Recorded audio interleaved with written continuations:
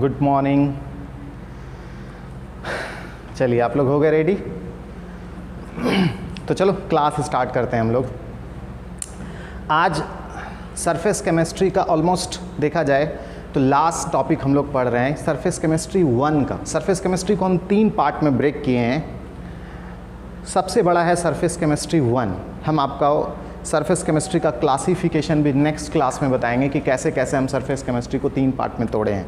तो surface chemistry का सबसे बड़ा वाला जो पार्ट है उसका ऑलमोस्ट अगर देखा जाए तो लास्ट टॉपिक। इसके बाद भी एक दो छोटा छोटा टॉपिक होगा, बट छोटा छोटा, बहुत छोटा छोटा, लेकिन ये इसको देखा जाए तो ये लगभग सरफेस केमिस्ट्री 1 का 3 पार्ट जो सरफेस केमिस्ट्री का है उसमें से फर्स्ट और जो मेजर पार्ट है, सबसे बड़ा पार्ट है, उसका ऑलमोस्ट लास्ट टॉपिक। पिछले क्लास में आप लोग पढ़े थे फ्रेंडलिच एडजॉर्प्शन आइसोथर्म। शॉर्ट में हम लिख दिए फ्रेंडलिच एडजॉर्प्शन आइसोथर्म। ठीक है, फ्रेंडलिच एडजॉर्प्शन आइसोथर्म के बारे में सबसे पहला बात क्या था भाई? ये एक इक्वेशन था, समीकरण था।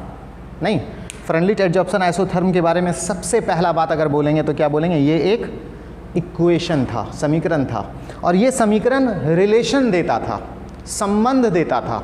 और वो संबंध रिलेशन किसके किसके बीच में देता था भाई? तो अधिशोषण की मात्रा, अधिशोषण की मात्रा को x/m से सूचित करते थे। x कितना दूध आया और m बिस्किट के कितने सतह पर आया। तो अधिशोषण की मात्रा को x/m से सूचित करते थे और प्रेशर के बीच में वो संबंध देता था। नहीं, अधिशोषण की मात्रा और प्रेशर के बीच में, लेकिन इसमें टेम्परेचर हम लोग क्या लेते थे? कांस्टेंट।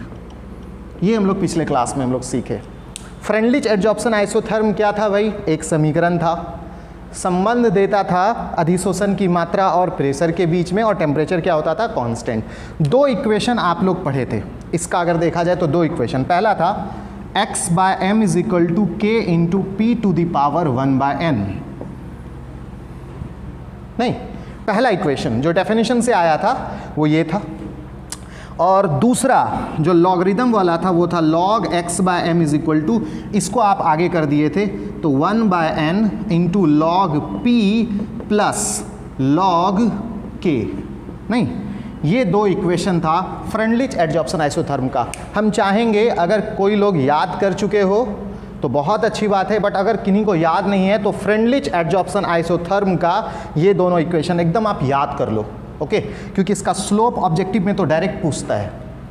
तो चलिए पहला वाला इक्वेशन आप लोग थोड़ा सा माइंड में डालिए। तो क्या था? x/m = k × p⁴ चलो रिवाइज करो। x/m = k × p⁴ x/m = k × p⁴ क्योंकि यही चीज आज आने वाला है, यही चीज आज हम लोग पढ़ने वाले हैं। बस p के जगह पे देखना c आ जाएगा। देखना जहाँ पर ये इक्वेशन है ना, सेम p के जगह पे ना c आ जाएगा। c क्या है हम आपको बता रहे हैं, और यहाँ पर भी सब कुछ वही रहने वाला है। देखना p के जगह पे आ जाएगा c। तो अगर ये वाला इक्वेशन याद, मतलब समझ लो कि आज जो हम लोग टॉपिक पढ़ने वाले हैं उसका इक्वेशन अभी से याद है ना। बस p के जगह पे c कर दो, आज का इक्वेशन बन जाएगा। वो c क्या है? कंसंट्रेशन। ओके, c क्या है? कंसंट्रेशन। अभी जस्ट उसको हम अच्छे से एक्सप्लेन करने वाले हैं, लेकिन पहले इस दोनों इक्वेशन को ना आप अपने माइंड में एकदम डालिए और अच्छे से याद कर लीजिए। पहला इक्वेशन क्या है भाई? x/m = k × p⁴ ये याद हो गया। x/m = k × p⁴ अब चलिए इधर आइए, ये क्या है? log x/m log x/m log x/m = 1/n × log p + log k, है ना। log x/m = 1/n × log p + log k। याद करो, log x/m = 1/n × log p + log k। log x/m = 1/n × log p + log k। इस दोनों equation को ना आप याद करो। हम 1 मिनट का टाइम दे रहे हैं आपको, अब इसको एकदम अच्छे से आप याद कर लो।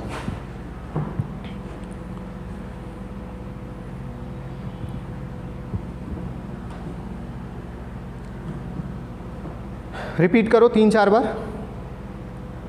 कुछ लोग याद कर चुके होंगे, वो तो बहुत अच्छी बात है। x by m is equal to k into p to the power 1 by n. Log x by m is equal to 1 by n into log p plus log k. Log x by m is equal to 1 by n log p plus log k. ठीक है,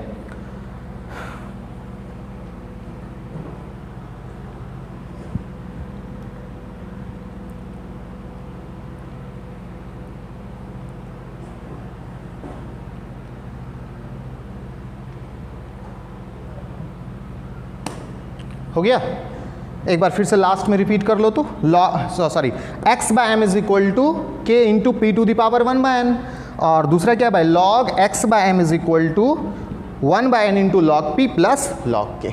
okay, अब चलिए, अब यही ना adsorption isotherm हम लोग पढ़ रहे हैं और आज पढ़ने वाले हैं एडजॉर्प्शन आइसोथर्म। लेकिन ये एडजॉर्प्शन आइसोथर्म हम लोग पढ़ने वाले हैं या फिर एडजॉर्प्शन हम लोग पढ़ने वाले हैं सॉल्यूशन फेज में।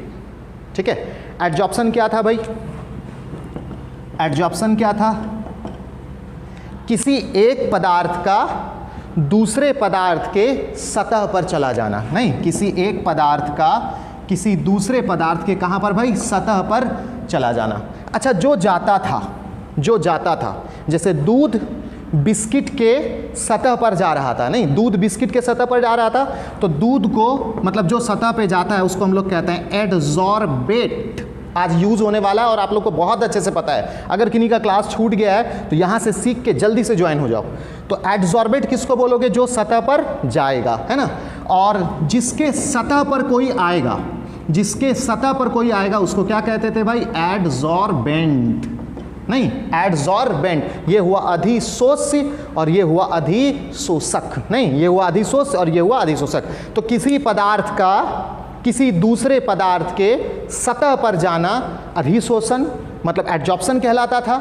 जो जाएगा वो एडजॉर्बेट है और जिसके सतह पर जाएगा उसको एडजॉर्बेंट हम लोग बोलेंगे। यही सीखे थे ना भाई। अब ये एडजॉर्प्शन जो कि आप हवा में कर रहे थे, नहीं, दूध को कहाँ पर लिए हो? हवा में। बिस्किट कहाँ पर है? हवा में भाई, मतलब गैस में।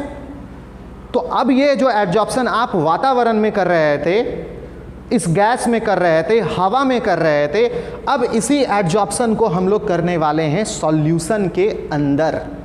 अंतर समझ में आया आपको? अभी जो आप इस दूध को बिस्किट पे डाल रहे हो, तो ये दूध कहाँ रखा हुआ है? हवा में भाई, एयर में, वातावरण में, सराउंडिंग में।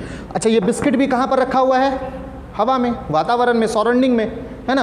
गैस में कह सकते हैं आप लोग। हवा क्या है? गैसों का मिश्रण। तो अभी ये जो पूरा का पूरा घटना हम लोग कर रहे थे, ये पूरा का पूरा प्रक्रिया जो हो रही थी, ये कहाँ हो रही थी भाई? हवा में। अब इस पूरे प्रक्रिया को हम लोग कहाँ पर करने वाले हैं? विलियन में, सॉल्यूशन में, शरबत में, जो कि आप पढ़ चुके हो अच्छे से, सॉल्यूशन चैप्टर है ना, बहुत आगे हम लोग बढ़ चुके थे। उसका थोड़ा सा यूज़ अभी होगा हम लोग को।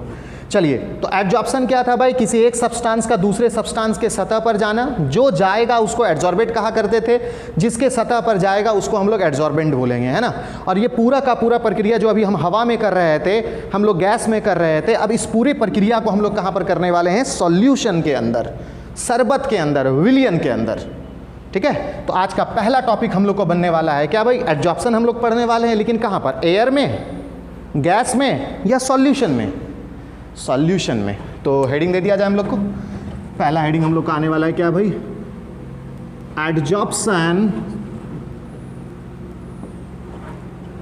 एडजॉर्प्शन फ्रॉम सॉल्यूशन फेज, या स्टेट भी लिख सकते हैं। फेज मतलब हो गया अवस्था, है ना, तो आप वहाँ पर स्टेट भी लिख सकते हैं, कोई प्रॉब्लम नहीं। तो एडजॉर्प्शन मतलब अधिशोषण, फ्रॉम का मतलब से, कहाँ से भाई? Solution phase. तो आप कह सकते हो कि विलियन अवस्था से अधिशोषण हम लोग करने जा रहे हैं। इसका हिंदी क्या होगा भाई? विलियन अवस्था से अधिशोषण। ठीक है, चलो, तो हम पहले आपको फिगर दिखा रहे हैं इसका, ओके। लेकिन पहले फिगर तो आपको बनाना नहीं, तो फिगर से पहले समझ लेना तुम लोग, फिर हम लोग डेफिनेशन उसका लिख लेंगे, तब फिर वापस फिगर हम आपको बना देंगे, ओके। तो पहले फिगर से अच्छे से समझते हैं, फिर डेफिनेशन हम लोग लिखेंगे। इसको हटाते हैं।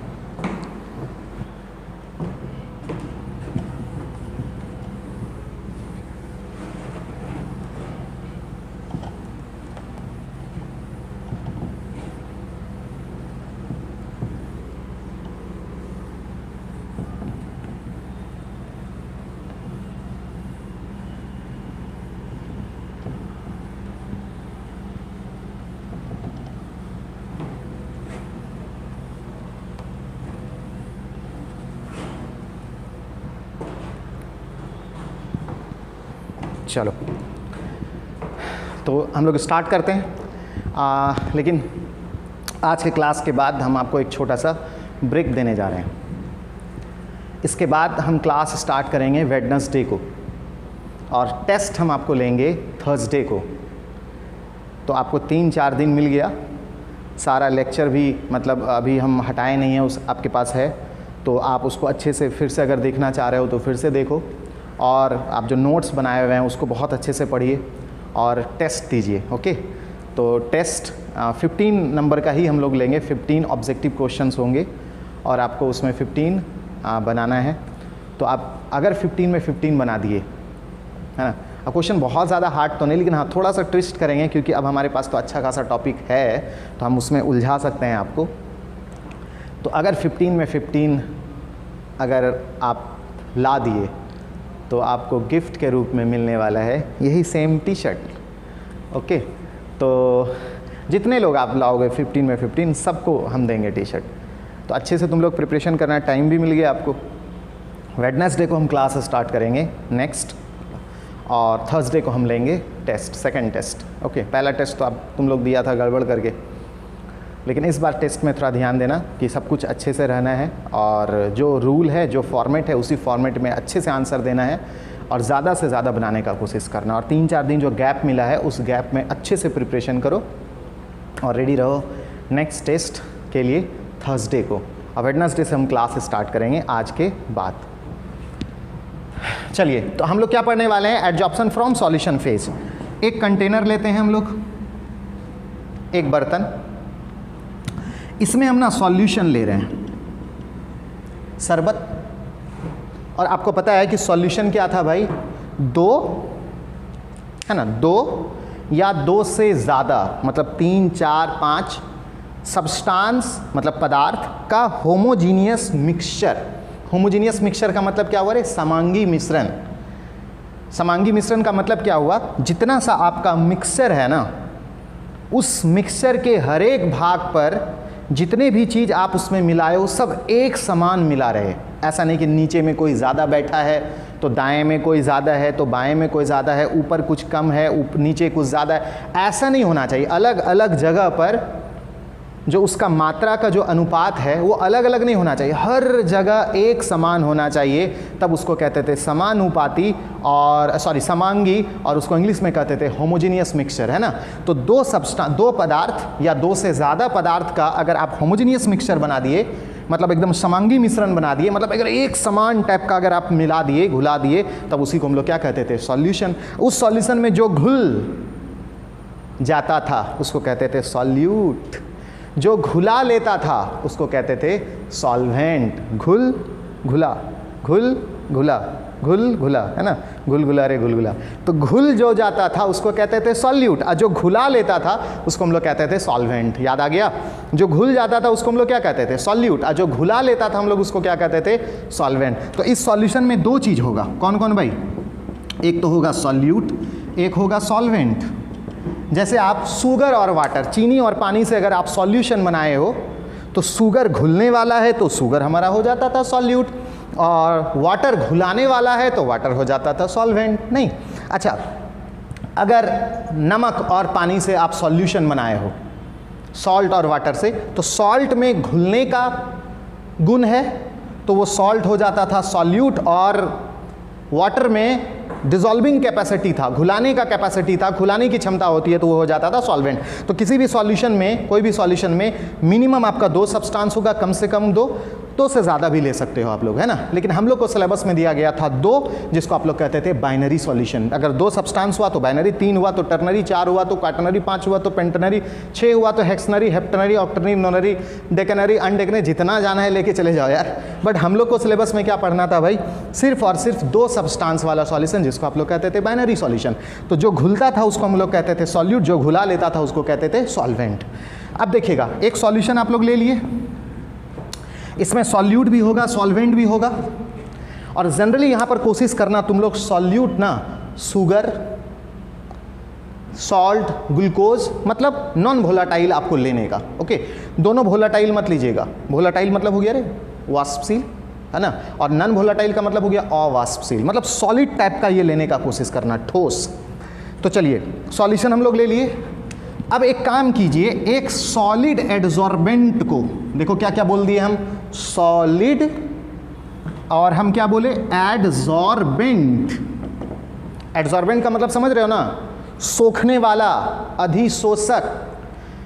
दूध और बिस्किट में कौन एडजॉर्बेंट था, सोचो, दूध और बिस्किट में कौन एडजॉर्बेंट था बताओ, एडजॉर्बेंट कौन था, बिस्किट, है ना। अब वो सॉलिड भी है, तो कोई आपको एक ना सॉलिड एडजॉर्बेंट ले लेना है।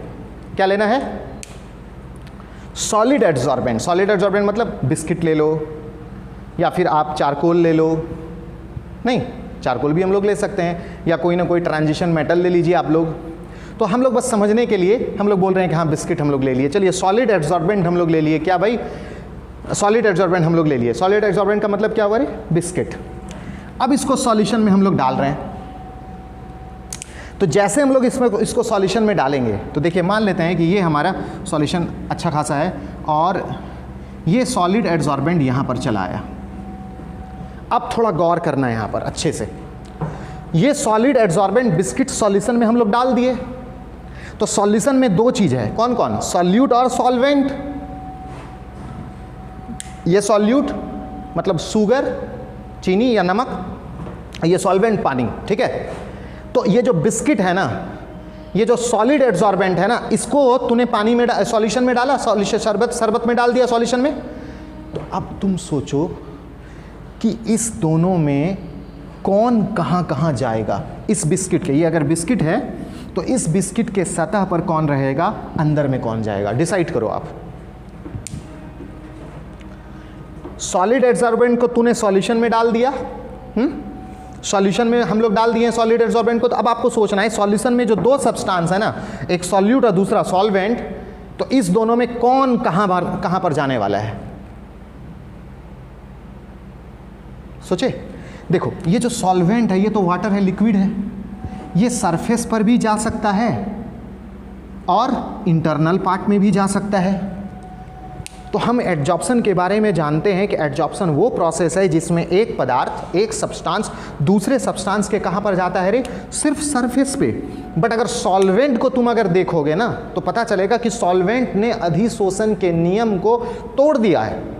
अधिशोषण में था सिर्फ सतह पे जाना है, बट अगर ये देखा जाए तो ये सतह के साथ साथ अंदर भी घुस रहा है। इसका मतलब है कि इसके रिस्पेक्ट में अधिशोषण नहीं हो रहा है।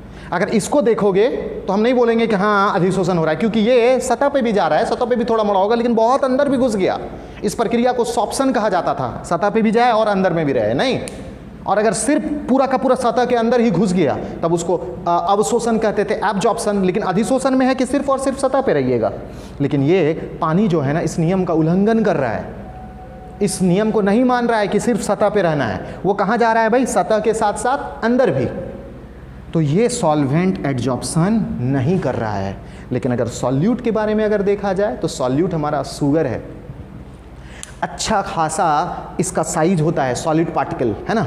तो यहाँ पर अगर हम कोई सॉलिड एडजॉर्बेंट लेंगे जैसे कि चारकोल, जैसे कि सिलिका जेल, तो हम लोग क्या पाएंगे, बिस्किट तो समझने के लिए ले लें हम लोग, तो हम क्या देखेंगे कि ये सॉलिड पार्टिकल होने की वजह से ये सतह पर चिपक गया, आके अंदर नहीं जा पाया। मैक्सिमम अगर देखा जाए तो मैक्सिमम का मैक्सिमम क्या हो गया, सतह पे चला आया, सतह पर रुक गया।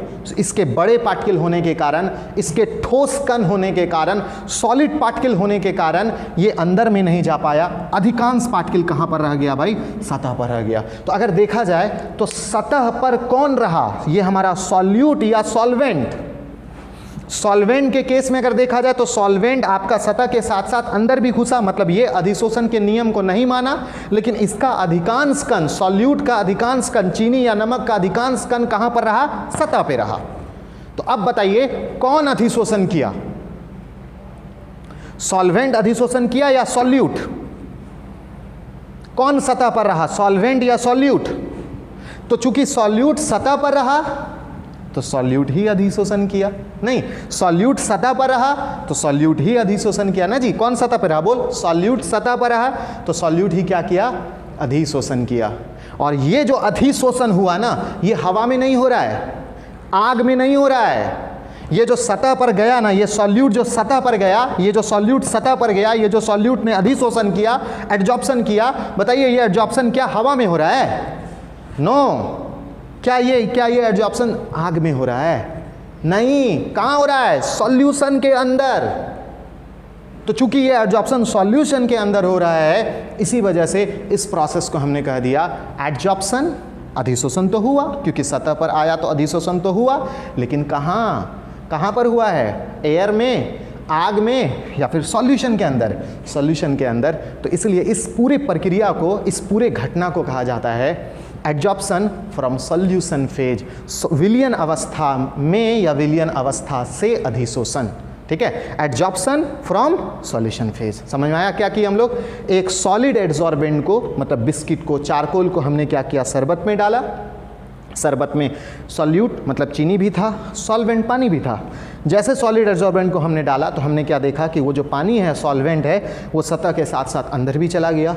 लेकिन अधिशोषण के बारे में हम जानते हैं कि सिर्फ सतह पे आपको रहना था, लेकिन ये तो उस नियम को तोड़ दिया, सतह के साथ साथ अंदर भी चला गया। मतलब ये हमारा अधिशोषण नहीं कर रहा है। लेकिन ये सॉल्यूट पार्टिकल के बारे में अगर देखा जाए तो इसके अच्छे खासे बड़े पार्टिकल के कारण, ठोस पार्टिकल के कारण जो है ये अधिकांश कहाँ पर रह गया? सतह पर रह गया। और हाँ, सतह पर रहना ही अधिशोषण है। तो हाँ, अधिशोषण हो गया, और वो अधिशोषण करने वाला सॉल्वेंट नहीं है, सॉल्यूट है। और चूंकि ये अधिशोषण पूरा का पूरा सॉल्यूशन के अंदर हुआ है, सॉल्यूशन विलयन के अंदर हुआ है, इसलिए इस घटना को, इस काम को, इस प्रक्रिया को, इस प्रोसेस को कह देंगे हम लोग एडजॉर्प्शन। लेकिन कहां से भाई? सॉल्यूशन फेज से। समझ में आया? अब चलो डिफिनेशन बनाते हैं हम लोग। जैसे जैसे आप लोग लिखे हो ना, सॉरी देखे हो, समझे हो ना, वैसे ही हम लोग को डिफिनेशन लिखाना है। सबसे पहले क्या बोलेंगे? When solid adsorbent is dipped, हम लोग डुबोते हैं नहीं, When solid adsorbent is dipped, कहाँ डुबोगे रे? सॉल्यूशन के अंदर नहीं। When solid adsorbent is dipped into the solution, हो गया पहला स्टेटमेंट क्लियर। तब क्या हुआ? जैसे आपने इसमें डाला तब क्या होना शुरू हो गया? Then solute particles starts accumulating, है ना? Solute particles start accumulating. Solute particle जो है वो एक्यूमुलेट करना शुरू कर दिया, संचित होना शुरू कर दिया। कहाँ पर भाई? एट द सरफेस ऑफ बोलो, at the surface of solid adsorbent.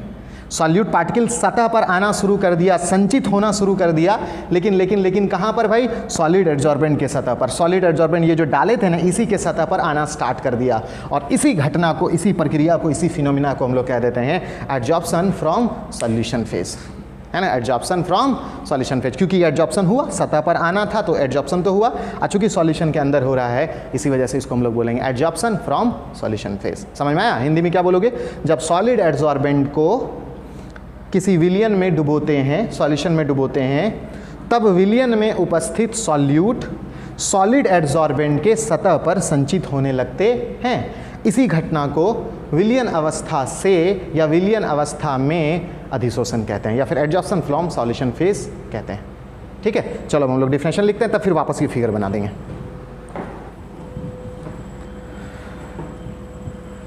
इसको हटा दें।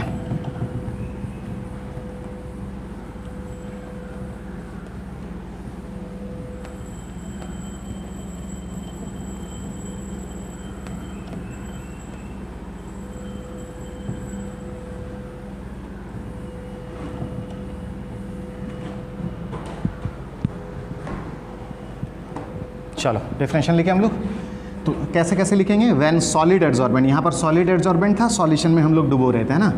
तो क्या लिखोगे भाई? When solid adsorbent, when solid adsorbent is dipped into the solution,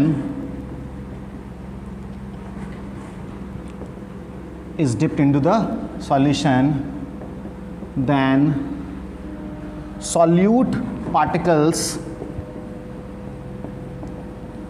then solute particles start accumulating, नहीं संचित होना शुरू कर देता है, नहीं भाई, सॉल्यूट पार्टिकल्स स्टार्ट एक्यूमुलेटिंग कहाँ पर भाई, on the surface, on the surface of solid adsorbent, solid adsorbent.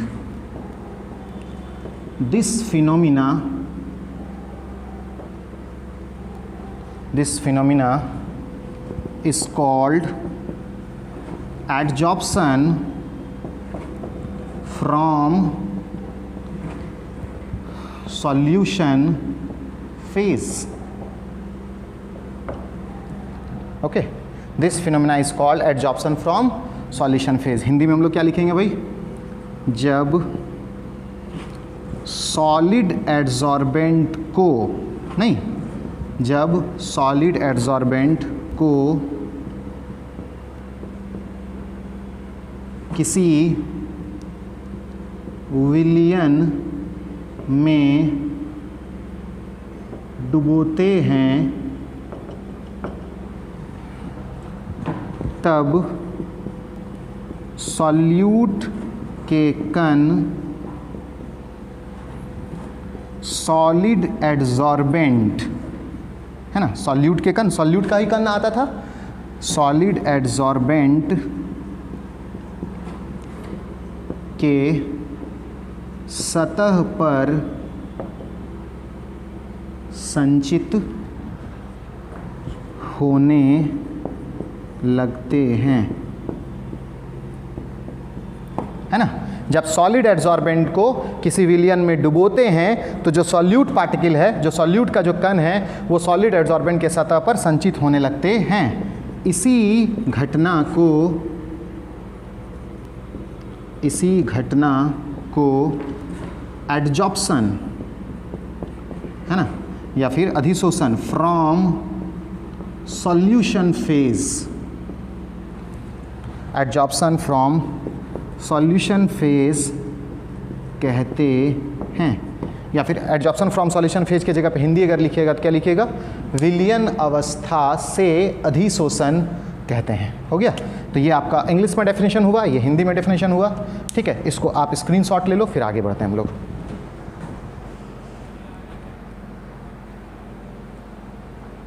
हो गया.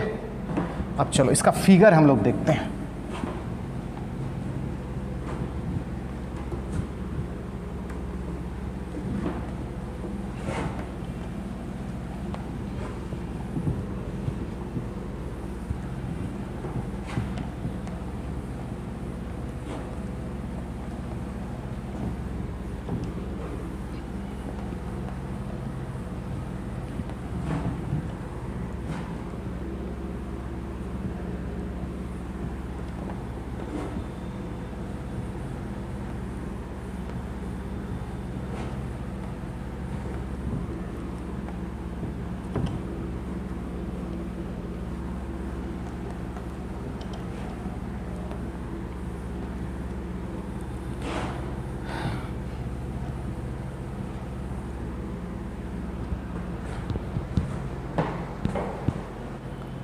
चलो देखो, अब हम लोग उसका फिगर देखते हैं. सबसे पहले तो आप एक सॉल्यूशन ले लो. नहीं, ये देखिए, ये हमारा क्या है भाई, सॉल्यूशन. इस सॉल्यूशन में कितने चीज़ होंगे भाई, एक सॉल्यूट होगा और दूसरा सॉल्वेंट होगा. यहाँ तक मान लेते हैं सॉल्यूशन हम लोग ले लेते हैं. ये हमारा सॉल्यूशन है. अब इसमें क्या चीज़ डुबोगे भाई, सॉलिड एडजॉर्बेंट. तो ये हमारा है सॉलिड एडजॉर्बेंट, है ना. और इस सॉलिड एडजॉर्बेंट को हम इसके अंदर डाल रहे हैं, सॉलिड एडजॉर्बेंट को. तो ये देखिए सॉलिड एडजॉर्बेंट यहाँ चला आया. ये क्या है भाई, सॉलिड एडजॉर्बेंट. अब ये सॉल्वेंट क्या करेगा, सतह के साथ साथ अंदर भी आएगा क्योंकि पानी है वो. तो सतह में भी रहेगा, इंटरनल पार्ट में भी घुसेगा, तो दोनों जगह पे चला गया, मतलब ये अधिशोषण नहीं कर रहा है, इसके बारे में हम नहीं सोचेंगे। लेकिन हमारा सॉल्यूट हम क्या देख रहे हैं कि ये सिर्फ और सिर्फ कहाँ पर जा रहा है भाई, सतह पर। ये सॉलिड एडजॉर्बेंट के सतह पर जा रहा है, और सतह पर जाना क्या कहलाता है भाई, अधिशोषण। सतह पर जाना क्या कहलाता है, अधिशोषण। तो चूंकि सॉल्यूट सॉलिड एडजॉर्बेंट के सतह पे गया है ना, कहाँ गया, सतह पे गया नहीं रे, चूंकि सॉल्यूट सॉलिड एडजॉर्बेंट के सतह पर चला गया तो हम लोग इसको बोलेंगे अधिशोषण। और ये हवा में नहीं हुआ है, सॉल्यूशन के अंदर हुआ है, इसीलिए हम लोग बोलेंगे कि ये जो घटना है ना, ये जो फिगर है वो क्या है भाई, एडजॉर्प्शन फ्रॉम सॉल्यूशन फेज। ये एडजॉर्प्शन है, लेकिन कहाँ से, सॉल्यूशन फेज से। नहीं, ये एडजॉर्प्शन हो रहा है कहाँ पर हो रहा है भाई, सॉल्यूशन फेज से। तो सॉलिड एडजॉर्बेंट को हमने डाला, सॉल्वेंट आया, लेकिन सतह के साथ साथ इंटरनल पार्ट में भी घुस गया, और दोनों जगह घुसेगा तब वो एडजॉर्प्शन नहीं, तब वो अधिशोषण नहीं। हाँ, सॉल्यूट जो है ना, सॉलिड का जो कण था, चीनी नमक, वो थोड़ा बड़ा होने के कारण, सॉलिड पार्टिकल होने के कारण सिर्फ सतह पर रहा, और सतह पे आना एडजॉर्प्शन है, तो एडजॉर्प्शन हो गया। और चूंकि सॉल्यूशन के अंदर हुआ है तो फ्रॉम सॉल्यूशन फेज। अब चलो इस फिगर को भी आप लोग बना लो। चलिए इसको हम हटा दें।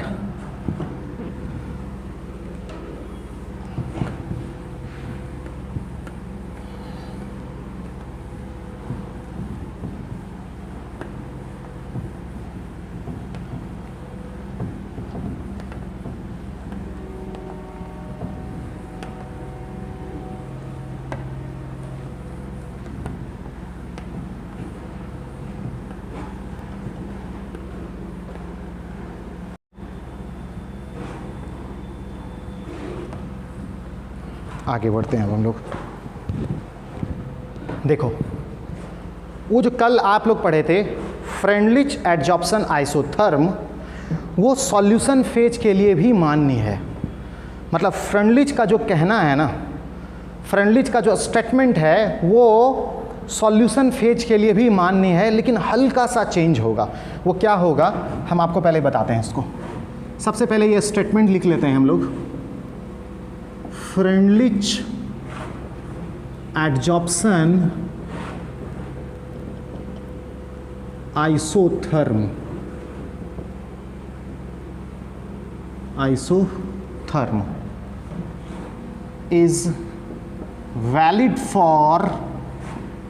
is valid for adsorption from solution phase। Freundlich adsorption isotherm जो है वो सॉल्यूशन फेज के लिए भी मान्य है। तो हिंदी में लिखेंगे फ्रेंडलिच एडजॉर्प्शन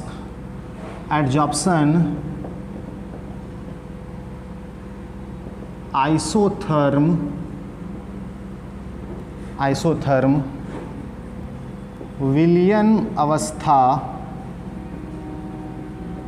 विलयन अवस्था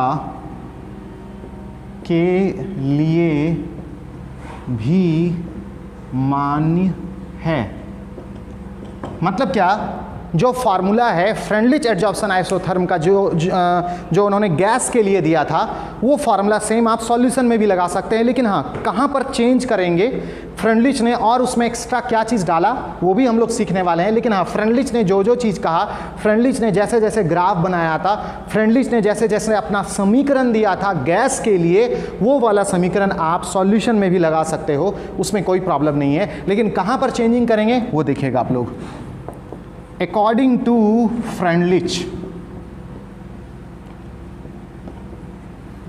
फ्रेंडलिच के अनुसार, फ्रेंडलिच ने क्या कहा था भाई कि अधिशोषण की मात्रा मतलब x/m डायरेक्टली प्रोपोर्शनल होता था किसके, प्रेशर के।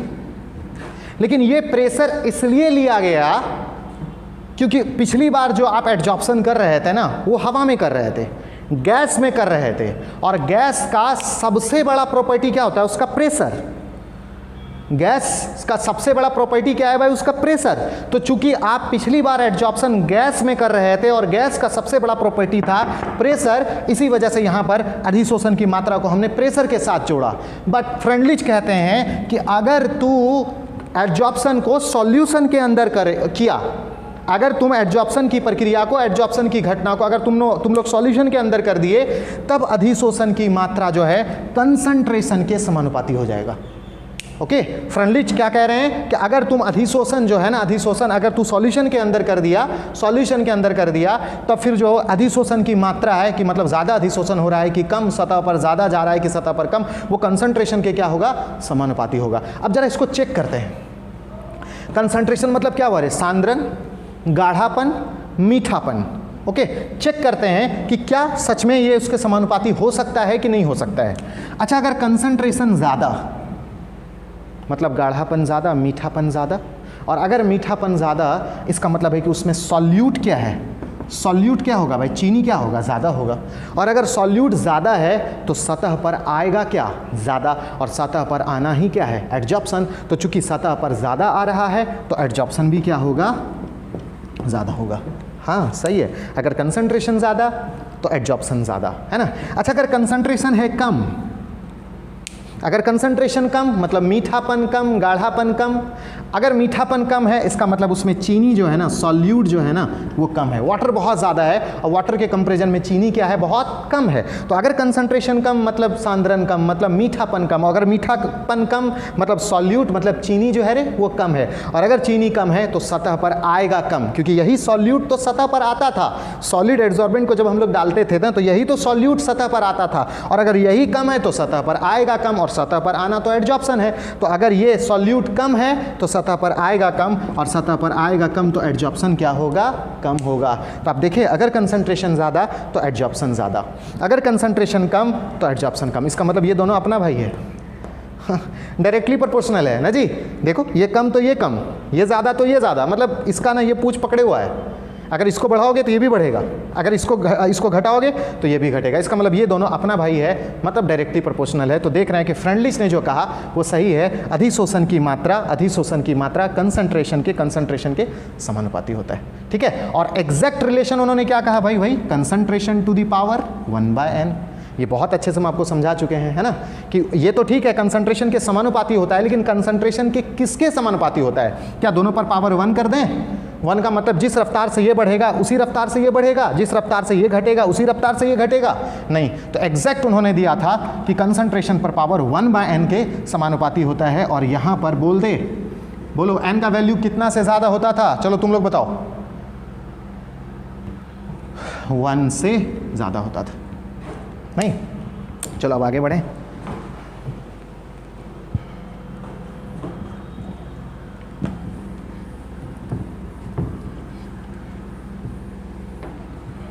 जब इस प्रोपोर्शनलिटी साइन को इक्वल में लेके आओगे तो आप क्या दोगे बोलो तो? एक कांस्टेंट x बाय m तो वही रहेगा, c तो c है, 1/n है।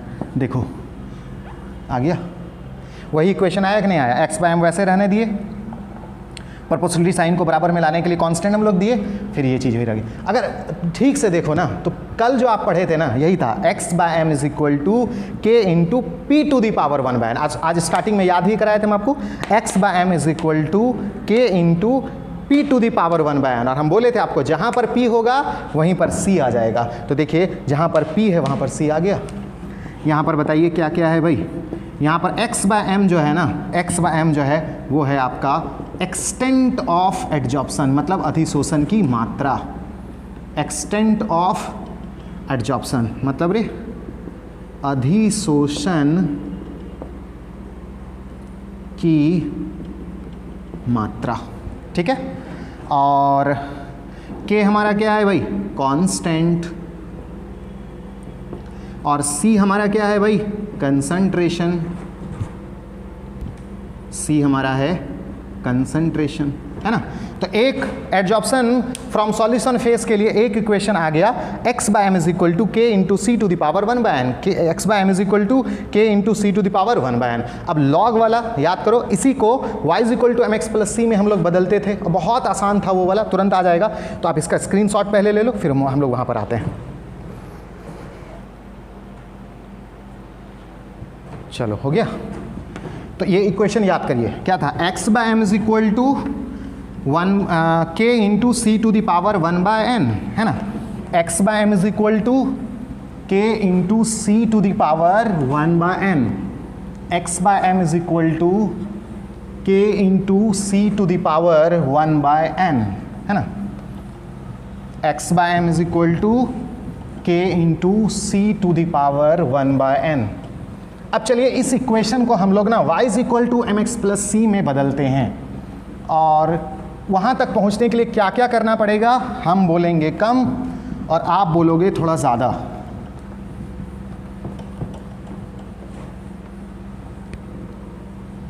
चलो स्टार्ट करें अब हम लोग। चलिए इक्वेशन क्या याद कीजिए, किए बताइए तो। x by M is equal to, बोल, x by M is equal to k into C to the power 1/n। चलिए तो लिख देते हैं नाउ। अब वी नो दैट, हम लोग जानते हैं, क्या जानते हैं भाई, x by M is equal to k into C to the power 1/n।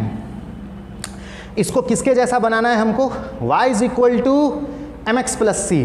तो y is equal to M X plus C में अगर देखा जाए तो कहीं पर कोई भी ऐसा 1/n या फिर ऐसा कुछ पावर है नहीं, तो इसको, इसका जो सबसे पहले पावर है ना वो हटाना पड़ेगा, और उसके लिए हम लोग क्या करते थे, लॉग लेते थे। अरे हम ही बता दिए। अच्छा खैर नेक्स्ट स्टेप करना है, टेकिंग लॉग बोथ साइड। हम लोग क्या कर रहे हैं, दोनों साइड लॉग लगा रहे हैं। तो चलिए लॉग लगाते हैं हम लोग। इधर तो लॉग x बाय m हो जाएगा, इधर हो जाएगा log k into C to the power 1/n। अब चलो इसके बाद बोलो क्या करोगे, एकदम सेम कल वाला ही है। इसके बाद अगर देखा जाए तो ये log m इंटू n में आ रहा है, नहीं, log m इंटू n। तो log m इंटू n का फॉर्मूला क्या होता है भाई, log m plus log n। तो इसको रहने दो, log x bye m is equal to, इसको तोड़ दो, log m plus log n log c to the power 1/n, यही ना। तो ये log m इंटू n में टूट गया क्या भाई, log m plus log n। अच्छा इसको रहने देते हैं, log x bye m is equal to, इसको भी रहने दो। देखो ये गाड़ी के छत पर बैठा हुआ है, जैसे गाड़ी आगे बढ़ाओगे ये कहाँ चला आएगा, आगे। तो ये कौन सा फॉर्मूला है, log m to the power n। तो log m पर पावर n का फॉर्मूला क्या होता है भाई, n log m, ये पावर आगे आ जाता है, ये फॉर्मूला रे, log m to the power n। तो n कहाँ चला जाएगा, आगे तो हो जाएगा n log m, ये फॉर्मूला है। तो चलिए 1/n को आगे कर दीजिए, 1/n इंटू log c। हम देख रहे हैं कि लगभग तो आ गया, बट हमारा फॉर्मूला था, इक्वेशन था y is equal to M X plus C. अब देखो मेन चीज़ अगर देखा जाए तो log x बाय m मतलब अधिशोषण की मात्रा, और ये जो कंसंट्रेशन है, इसी दोनों को तो हमको एक्सिस बनाना पड़ेगा। बाकी ये कांस्टेंट है, ये कांस्टेंट है, तो इस दोनों को एक्सिस बनाना है। मतलब इसको y एक्सिस बना देते हैं और इसको हम लोग x एक्सिस बना देते हैं। तो ऐसा है, y is equal to M x, ये एम एक्स पर फिट बैठ रहा है और ये c पर फिट बैठ रहा है। नहीं, ये जो c है ना बाद में ये वाला अच्छा लग रहा है, तो इसको हम उधर कर देते हैं, और mx पर ये सेट हो रहा है तो इसको हम लोग आगे कर देते हैं, ताकि ये इक्वेशन उसके जैसा बन जाए। नहीं, तो अब देखो नेक्स्ट स्टेप हम लोग क्या करते हैं,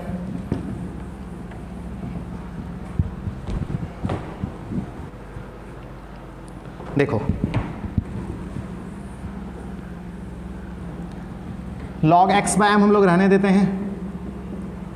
बोलो क्या करेगा, इसको इधर कर देते हैं, इसको इधर कर देते हैं। देख माइनस मत कर देना, इक्वल टू के इधर हम लोग नहीं कर रहे हैं, बस यहाँ पर कर रहे हैं। तो क्या हो जाएगा बोलो तो, 1/n into log c plus log k। अब हम लोग y is equal to M X plus C लिखते हैं, y is equal to M X plus C. तो हम देख पा रहे हैं कि ये जो इक्वेशन हम लोग स्टार्ट किए थे, पहले लॉग लिए, फिर लॉग के फॉर्मूला में तोड़े, फिर पावर को आगे करे, फिर थोड़ा सा अरेंज किए, इसके बाद हम देख रहे हैं कि ये जो लास्ट में आया है ना फॉर्मूला, वो बिल्कुल y is equal to M X plus C पर फिट बैठ रहा है। नहीं, देखो y एक्सिस पर क्या लोगे भाई, log x बाय m को, x एक्सिस पर कौन होगा, log c होगा, स्लोप के जगह पर कौन है, 1/n है, और c के जगह पे कौन है, log k है। नहीं, तो हम देख रहे हैं कि जैसा ये इक्वेशन है बिल्कुल वही चीज़ वो है, और हम जानते हैं कि ये इक्वेशन और इससे मिलता जुलता जितना भी इक्वेशन है सबका ग्राफ स्ट्रेट लाइन होता है। नहीं, ये इक्वेशन और इससे मिलता जुलता जितना भी इक्वेशन है सबका ग्राफ क्या होगा, स्ट्रेट लाइन होगा। और देखो स्लोप यहाँ पर प्लस है, और स्लोप प्लस है तो फायरिंग ऊपर, फायरिंग ऊपर। नहीं, तो अगर स्लोप पॉजिटिव है तो फायरिंग क्या होगा, ऊपर होगा। और सी चूंकि पॉजिटिव है तो क्या करोगे रे, ऑरिजिन के नीचे से या ऑरिजिन से या ऑरिजिन के ऊपर से, तो ग्राफ जाएगा ऑरिजिन के ऊपर से, क्योंकि सी क्या है, पॉजिटिव। तो दोनों चीज़ क्लियर हो गया। एम चूंकि स्लोप हमारा पॉजिटिव है तो फायरिंग कहाँ जाएगा, ऊपर, और सी चूंकि पॉजिटिव है तो ऑरिजिन के कहाँ से जाएगा, ऊपर से जाएगा। तो चलिए हम लोग ग्राफ खींच लें। नहीं, देखो y एक्सिस ये हुआ हमारा, y एक्सिस पर किसको रखोगे, log x/m को, x एक्सिस पर किसको रखोगे, log c को। बोलिए स्लोप क्या है, पॉजिटिव, तो फायरिंग कहाँ जाएगा, ऊपर। c कहाँ पर क्या है, पॉजिटिव है, तो ऑरिजिन के कहाँ पर, ऊपर से, तो ऑरिजिन के ऊपर से फायरिंग ऊपर कर देना है ना।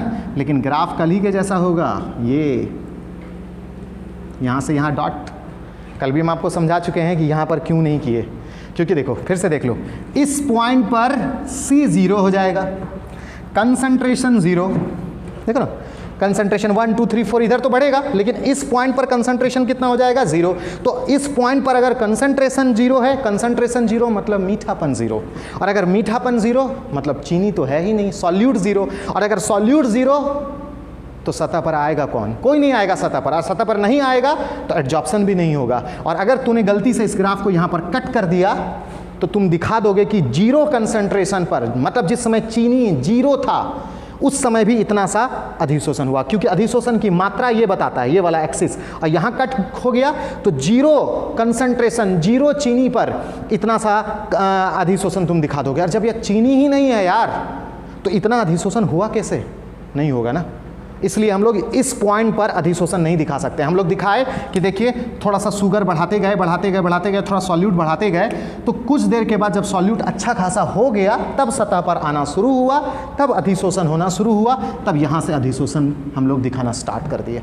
आप लोग थोड़ा सा पीछे भी कर सकते हो, कल के जैसा जो समझाए थे, यहाँ भी कर सकते हो, यहाँ भी कर सकते हो, लेकिन हाँ ध्यान रखना बस कट मत कर देना इस एक्सिस पर आके, क्योंकि जैसे कट करोगे वो पॉइंट 0 कंसंट्रेशन होगा, और 0 कंसंट्रेशन मतलब चीनी 0 है, चीनी 0 मतलब सॉल्यूट 0 है, और सॉल्यूट 0 है तो कोई सतह पर आया ही नहीं है, चीनी तो आया ही नहीं है। और जब चीनी आया ही नहीं है, अधिशोषण हुआ ही नहीं है, तो फिर इतना सा अधिशोषण कैसे आप दिखा सकते हैं, नहीं दिखा सकते हैं। तो हम लोग बोलेंगे कि जब हम थोड़ा सा चीनी डाल दिए तब सतह पर आना शुरू हुआ, तब अधिशोषण होना शुरू हुआ। इस वजह से आप ग्राफ यहाँ से बनाओगे, ठीक है। तो ये उसका ग्राफ हो गया। यहाँ पर बता दो स्लोप कितना है रे, तो हम लोग बोलेंगे कि m जो है ना, m जो है हमारा स्लोप है, स्लोप है, और स्लोप यहाँ पर कितना है भाई, 1/n, नहीं स्लोप फिर से हमारा 1/n है, और c देखो क्या है रे, c = log k। तो फिर से इस ग्राफ का आप याद रखिएगा कि स्लोप है हमारा 1/n और c हमारा है log k, ठीक है। तो आज हमने पढ़ा एडजॉर्प्शन, लेकिन हवा में नहीं, सॉल्यूशन के अंदर, है ना। Adsorption from solution phase, adsorption from solution phase. Adsorption हमने किया, लेकिन कहाँ पर किया भाई, सॉल्यूशन में किया। 2 इक्वेशन आपको इसमें याद रखना है। सबसे पहले ये वाला फॉर्मूला जैसे कि पिछला वाले में था, x/m = k × c⁻1/n, है ना। x/m = k × c⁻1/n, x/m = k × c⁻1/n। और लास्ट वाला फॉर्मूला वो याद रखना है आपको, log x/m = 1/n × log c + log k। नहीं, कौन सा formula, log x/m = 1/n × log c + log k। अब वो इक्वेशन चूंकि स्ट्रेट लाइन के जैसा था तो हमने ग्राफ भी खींच दिया, स्लोप भी दिखा दिया, सी भी दिखा दिए, ठीक है। तो चलो अब हम लोग स्टॉप करते हैं, और सरफेस केमिस्ट्री 1 लगभग कंप्लीट हो गया। एक छोटा सा टॉपिक होगा तो हम वेडनेसडे को वो बताएंगे। अब हम आपको स्टार्टिंग में, सॉरी बीच में क्लास में बता भी दिए कि हम आज से छोटा सा ब्रेक देने जा रहे हैं आपको, तो आप अच्छे से टेस्ट का प्रिपरेशन कीजिए। थर्सडे को टेस्ट है, वेडनेसडे से क्लास स्टार्ट होगा, सेम टाइम 11 बजे से, ठीक है। तो 3-4 दिन आपको मिला, अच्छे से आप टेस्ट का प्रिपरेशन करो और इस बार अपना टेस्ट में अपना बेस्ट देना, ठीक है। और ये पीछे का जो भी क्लास, जो भी आप नोट्स बनाए हो, उससे रिवीजन करो। अगर कहीं पर कोई पॉइंट आपको समझ नहीं आया तो आपका लेक्चर भी अवेलेबल है, तो आप वहाँ पर भी जो है चैनल पर जाकर आप लेक्चर भी देख सकते हो। और किन्हीं का अगर छूट गया है किसी भी कारणवश तो इस वजह से हम हटाए भी नहीं है। कल भी बहुत लोगों का फ़ोन आने लगा कि सर हम लोग की जगह पे तो जो है बिजली का पोल गिर गया है, तो ये हो गया है, प्लीज़ आप जो है प्राइवेट मत करें। हम समझ नहीं आ रहा है कि क्या करें यार। तो खैर चलो, मतलब वैसा ही काम करना पड़ेगा जिसमें आप लोग को प्रॉब्लम थोड़ा कम हो। तो देखते हैं क्या करते हैं। बट जो है आप लोग जो है रेडी हो जाओ, जैसे क्लास ख़त्म होगा आप अपना इसका नोट्स वोट जो भी बनाना है जैसे बनाना है, लेकिन 3-4 दिन के बीच में इसको अच्छे से रिवाइज़ कर लो और थर्सडे को अपना बेस्ट देना है, ठीक है। तो आज से अभी से हम एक छोटा सा ब्रेक ले रहे हैं और नेक्स्ट क्लास हम देंगे आपको वेडनेसडे से सेम टाइम 11 बजे, ओके। थर्सडे को टेस्ट है, उसका हम नोटिस भी डाल देंगे, ठीक है। आज के लिए इतना ही, मिलते हैं एक छोटे से ब्रेक के बाद।